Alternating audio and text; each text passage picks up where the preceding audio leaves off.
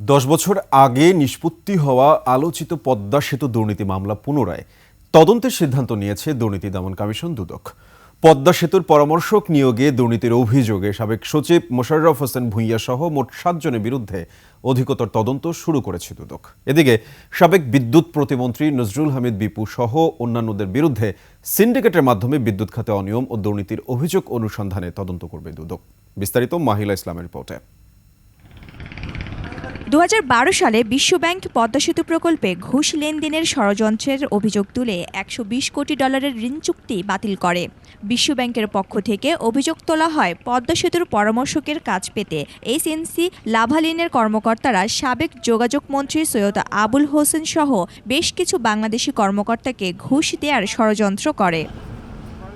ওই বছর বাংলাদেশের দুর্নীতি দমন কমিশন দুর্নীতি ষড়যন্ত্রে যুক্ত থাকার অভিযোগে তখনকার সেতু সচিব মোশাররফ হোসেন ভূঁইয়া, বাংলাদেশ সেতু কর্তৃপক্ষের তৎকালীন সুপারিনটেনডেন্ট প্রকৌশলী কাজী মোহাম্মদ ফেরদৌস ও সড়ক ও জনপথ বিভাগের নির্বাহী প্রকৌশলী আহমেদ জাবের সহ 7 জনের বিরুদ্ধে বনানী থানায় মামলা করে।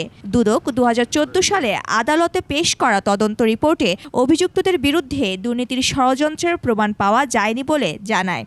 মঙ্গলবার দুপুরে রাজধানীর সেগুনবাগিচায় ওই মামলা নিয়ে সম্মেলন করেন দুদক মহাপরিচালক আক্তার হোসেন। তিনি জানান, পদ্মা সেতুর পরামর্শক নিয়োগে দুর্নীতির অভিযোগে সাবেক সচিব মোশাররফ হোসেন ভূঁইয়া সহ মোট 7 জনের বিরুদ্ধে অধিকতর তদন্ত শুরু করেছে দুদক। আলোচ্য মামলা সংক্রান্তে গণমাধ্যমে সাম্প্রতিককালে বেশ কিছু তথ্যাদি উঠে এসেছে এবং নতুন তথ্যাদি প্রাপ্তির পরিপ্রেক্ষিতে আলোচ্য মামলাটি বিস্তারিত পর্যালোচনা করা হয়েছে এবং পর্যালোচনা শেষে উক্ত মামলা অধিকতর তদন্তের সিদ্ধান্ত গৃহীত হয়েছে। আর গেল 15 বছরে দেশের বিভিন্ন বিমানবন্দরে উন্নয়ন কাজের নামে হাজার হাজার কোটি টাকা লুটপাট ও আত্মসাতের অভিযোগে সাবেক প্রধানমন্ত্রীর সামরিক উপদেষ্টা তারেক আহমেদ সিদ্দিকী সহ 8 জনের বিরুদ্ধে অনুসন্ধান করা হবে বলে জানান তিনি।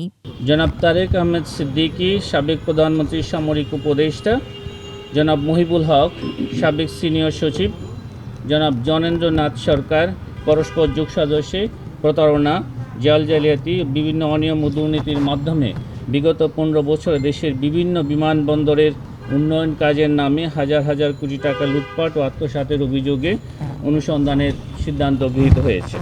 এ সময় দুদক মহাপরিচালক জানান, রাজশাহীর সাবেক মেয়র AHM খায়রুজ্জামান লিটন সহ 8 জনের বিরুদ্ধে 6,000 কোটি টাকার সম্পদ ফেলে আত্মগোপনে যাওয়ার অভিযোগে তদন্ত করবে দুদক। 6,000 কোটি টাকার সম্পদ ফেলে আত্মগোপনে যাওয়ার অভিযোগে অনুসন্ধানের সিদ্ধান্ত গৃহীত হয়েছে। সোনা চোরাচালান করে আওয়ামী লীগ সরকারের আমলে হাজার কোটি টাকার মালিক হওয়া দিলীপ কুমার আগরওয়াল ও এনামুল হক দোলনের বিরুদ্ধে দুদকের অনুসন্ধান শুরু হবে বলে জানান দুদক মহাপরিচালক। জনাব দিলীপ কুমার আগরওয়াল কেন্দ্রীয় শিল্প ও বাণিজ্য বিষয়ক উপকমিটির সদস্য বাংলাদেশ আওয়ামী লীগ ও জনাব এনামুল হক দোলন বাংলাদেশ জুয়েলার্স সমিতির বহিষ্কৃত সাবেক সভাপতির বিরুদ্ধে সিন্ডিকেটে সোনা চোরাচালান করে আওয়ামী লীগ আমলে হাজার কোটি টাকার মালিক হওয়ার অভিযোগের বিষয়ে অনুসন্ধানের সিদ্ধান্ত গৃহীত হয়েছে। বাংলাদেশ ব্যাংকের রিজার্ভ চুরির ঘটনায় বাংলাদেশ ব্যাংকের গভর্নরের বিরুদ্ধেও তদন্ত করা হবে বলে জানান দুদক মহাপরিচালক মোহাম্মদ আক্তার হোসেন।